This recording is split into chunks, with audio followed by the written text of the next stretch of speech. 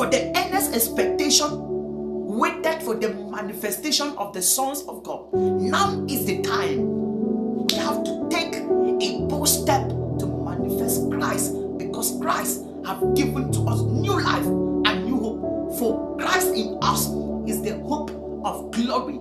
Christ in us is the demonstration of his light and power. Christ in us is our salvation.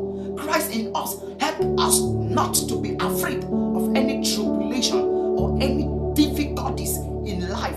Christ in us make us to trample over scorpions and all kinds of snakes, and they will not hurt us. So we should understand that having Christ, we are preserved in all directions. My God, having Christ, we are preserved in all directions.